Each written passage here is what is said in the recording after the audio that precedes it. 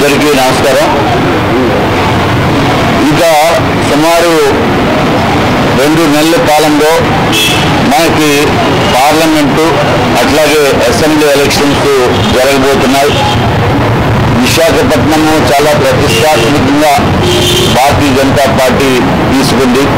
అట్లాగే మొత్తం భారతదేశంలో ఉన్న భారతీయ జనతా పార్టీ నాయకులందరికీ కూడా నిన్న దిశానిర్దేశం చేయడం జరిగింది. ప్రధానమంత్రి నరేంద్ర మోడీ గారు, అట్లాగే అమిత్ షా గారు, జేపీ నడ్డా గారు.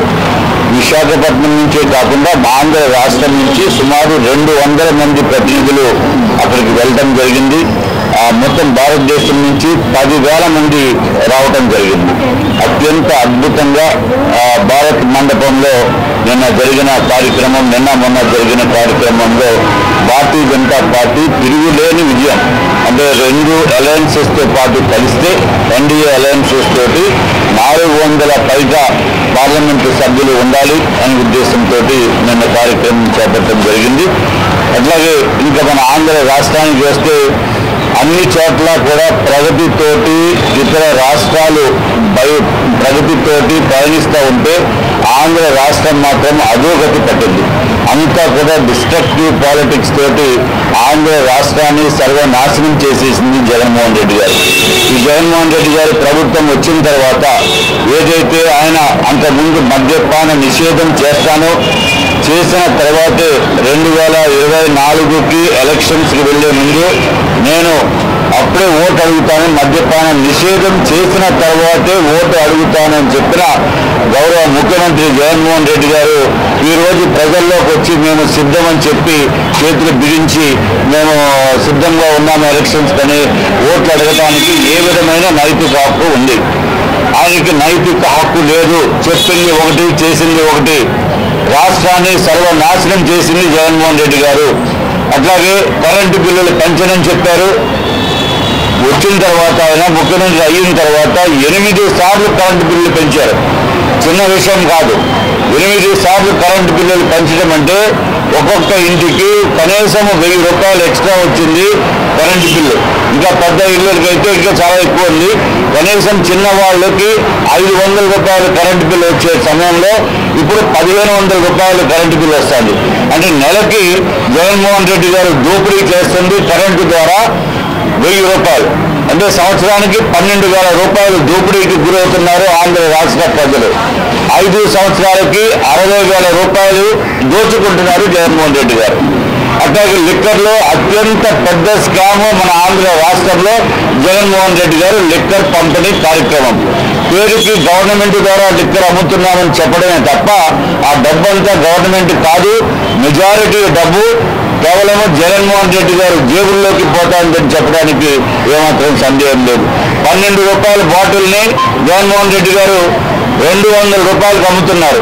అంటే 190 రూపాయలు అప్రాక్సిమేట్గా ఒక్కొక్క బాటిల్ మీద ఒక్కొక్క మనిషి దగ్గర నుంచి దోచుకుంటున్నారంటే అంటే ఎంత దారుణం అనేది ఒక్కసారి ఊహించుకోవాలి. అంటే సంవత్సరానికి నెలకి కనీసము 6,000 రూపాయలు దోచుకుంటున్నారు జగన్మోహన్ రెడ్డి గారు. నెలకి 6,000 అంటే సంవత్సరానికి 72,000 రూపాయలు ఎవరైతే మద్యపానానికి అలవాటు పడిన వ్యక్తి దగ్గర నుంచి సంవత్సరానికి 72,000 రూపాయలు దోచుకుంటున్నారు. అత్యంత దారుణమైన చీప్ లిక్కర్ వలన చాలా మందికి లివర్ పోతుంది, తర్వాత చాలా కిడ్నీస్ పోతున్నాయి, రకరకాల ఇబ్బందులతోటి ప్రాణాలు పోయే పరిస్థితి కూడా ఉంది. ఇది మేము స్వయంగా కేజీహెచ్ దగ్గరికి వెళ్ళి కేజీహెచ్ డాక్టర్స్ తోటి మాట్లాడుతున్న విషయం. కాబట్టి ఈ జగన్మోహన్ రెడ్డి గారిని ఎట్టి పరిస్థితిలోని ప్రజలు నమ్మకూడదు. అలాగే మనకి రాష్ట్రంలో 3 లక్షల మంది విద్యార్థులు విద్యను అభ్యసించి జాబ్లు వస్తాయనే ఉద్దేశంతో వస్తే ఆంధ్ర రాష్ట్రంలో ఒక్క ఉద్యోగం కూడా లేదు, ఒక్క ఫ్యాక్టరీ రావటం లేదు. ఎందుకంటే ఈయన్ని చూస్తే భయం, ఈయన్ని చూస్తే జగన్మోహన్ రెడ్డి దోపిడీ దాడని చెప్పి ప్రతి ఒక్కరికి తెలుసు. ఆంధ్ర రాష్ట్ర ప్రజలకే కాకుండా ఇతర రాష్ట్రాలకి తెలుసు, అలాగే ఇతర దేశాల్లో ఉన్న వారికి కూడా తెలుసు జగన్మోహన్ రెడ్డి గారు అంటే. సో ఎవరు కూడా ఫ్యాక్టరీ పెట్టడం లేదు, ఒక ఐటీ కంపెనీ రావటం లేదు. మరి 3 లక్షల మంది విద్యార్థులు బయటకు వస్తే వాళ్ళకి ఉద్యోగాలు ఎక్కడ? ఉద్యోగాలు లేని వలన ఇతర రాష్ట్రాలకు వెళ్ళి చాలని జీతంతో బతుకుతున్న పరిస్థితి ఉంది. కుటుంబ సభ్యులతో గడపలేనటువంటి పరిస్థితి ఉంది. ఇంత దారుణమైన వ్యవహారము ఎక్కడ కూడా లేదు, ఏ రాష్ట్రంలోనే కూడా లేదు, కేవలం ఆంధ్ర రాష్ట్రంలోనే.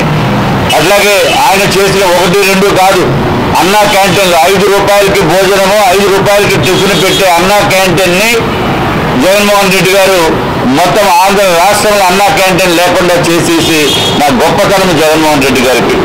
ఎంత అత్యంత దారుణం అంటే వాళ్ళు చిన్నాన్ని చంపిన వ్యక్తుల్ని కూడా ఆయన కాపాడుతూ వచ్చి రావడం జరుగుతుంది. వాళ్ళు తల్లిగారిని ఏ విధంగా ట్రీట్ చేశారో తెలుసు, అలాగే వాళ్ళ చెల్లి గారిని కూడా ఏ విధంగా ట్రీట్ చేస్తున్నారు అనేది అందరికీ తెలుసున్న విషయం.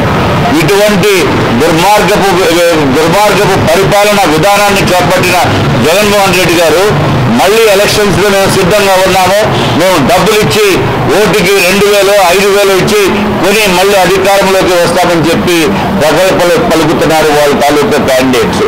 తప్పనిసరిగా ప్రజలందరూ కూడా దయచేసి ఒక్కసారికి మీరు గుర్తించవలసిన అవసరం ఉంది. డబ్బులు జగన్మోహన్ రెడ్డి గారు ఇస్తే తీసుకోవాలి, ఎందుకంటే మన దగ్గర దోచుకున్న డబ్బు కాబట్టి, అది ఎవరు ఇండివిజువల్ ఇష్టం వాళ్ళది. కానీ ఓటు మాత్రము ఫ్యాన్ గుర్తుకి ఓటు వేస్తే మన పిల్లల బంగారు భవిష్యత్తుకి ఉరితాడు వేసిన దాంతో సమానం. బంగారు భవిష్యత్తుకి ఉరితాడు వేసిన దాంతో సమానము ఫ్యాన్ గుర్తుకి ఓటేస్తే. కాబట్టి ఎట్టి పరిస్థితుల్లోనే ఫ్యాన్ గుర్తుకి ఓటు వేయకూడదు అని మీకందరికీ కూడా నేను తెలియజేసుకుంటున్నాను. అట్లాగే ఏదైతే ఈ రాష్ట్రంలో పట్టిన దౌర్భాగ్య పరిస్థితిని వెళ్ళగొట్టాలి అని అంటే జగన్మోహన్ రెడ్డి గారికి ఓటు వేయకూడదు, మంచి వ్యక్తికి ఓటు వేయవలసిన అవసరం ఉంది. మంచి పరిపాలన దక్షత ఉన్న భారతీయ జనతా పార్టీకి ఓటు వేయవలసిన అవసరం ఉంది. ప్రపంచంలోనే అత్యంత ఆదరణ కలిగిన వ్యక్తి ప్రధానమంత్రి నరేంద్ర మోడీ గారు. ప్రపంచం మొత్తం మీద కూడా గర్వించే వ్యక్తి ప్రధానమంత్రి నరేంద్ర మోడీ గారు. మనకి కరోనా సమయంలో ప్రతి ఒక్కరికి కూడా వ్యాక్సినేషన్ ఇచ్చి ప్రాణాలను కాపాడిన వ్యక్తి ప్రధానమంత్రి నరేంద్ర మోడీ గారు. అప్పటి నుంచి ఇప్పటి వరకు కూడా కరోనా తగ్గిపోయినప్పటికీ కూడా ప్రజలకి అందుబాటులో ఉండాలి అనే ఉద్దేశంతో ఉచిత బియ్యం సరఫరా చేస్తున్నది, ఇప్పటికీ కూడా సరఫరా చేస్తున్నది ప్రధానమంత్రి నరేంద్ర మోడీ గారు. జగన్మోహన్ రెడ్డి ఏం చేస్తున్నాడు, ఆయన ఫోటోలు పెట్టుకుని ఈరోజు జగనాన్ని ఇస్తున్నట్టు ప్రజల్ని మభ్యపెట్టే కార్యక్రమం. ఎక్కడ చూసినా పబ్లిసిటీ, ఎంత పబ్లిసిటీ పిచ్చంటే ఆఖరికి కోడిగుడ్డు పైన కూడా వైఎస్ఆర్సీపీ అని ముద్ర వేస్తున్నారు, కోడిగుడ్డు పైన. అట్లాగే బ్యాంకు ఖాతాలు తెరిచి వాళ్ళకి ఏదైనా మనం రిజిస్ట్రేషన్ చేసుకున్నామంటే రిజిస్ట్రేషన్ పేపర్స్ మీద, ఆఖరికి డెత్ సర్టిఫికెట్స్ మీద కూడా జగన్మోహన్ రెడ్డి ఫోటో వచ్చినా ఆశ్చర్యపడవలసిన అవసరం లేదు. అట్లాగే ఏదైనా ఒక రిజిస్ట్రేషన్ చేసుకునే ఒక పంపిణీ కానీ చేస్తే అది ఆ భూమి పంపిణీలో ఏదైతే అక్కడ మనము పోల్స్ పెడతామో, బైఫర్కేషన్ పోల్స్ పెడతామో దానిపైన కూడా జగన్మోహన్ రెడ్డి గారు ఫోటో. అట్లాగే ప్రధానమంత్రి ఆవాస్ యోజన ఏదైతే కేంద్ర ప్రభుత్వం ఇచ్చిందో అవన్నీ కూడా ప్రతి ఇంటికి కూడా బోర్డులు బిగించి ఉంటే దానిపైన మళ్ళీ జగన్మోహన్ రెడ్డి ఫోటో. అత్యంత అవినీతిపరుడైన జగన్మోహన్ రెడ్డి గారిని మళ్ళీ ప్రజలు దయచేసి ఈ ఒక్కసారి మాత్రం ఎట్టి పరిస్థితుల్లోని వైఎస్ఆర్సీపీని ఇంటికి పంపించవలసిందిగా మిమ్మల్ని అందరినీ కూడా పత్రికల ముఖంగా లేదా ఎలక్ట్రానిక్ మీడియా ముఖంగా మీకు అందరికీ కూడా నేను తెలియజేసుకుంటూ సెలవు తీసుకుంటున్నాను.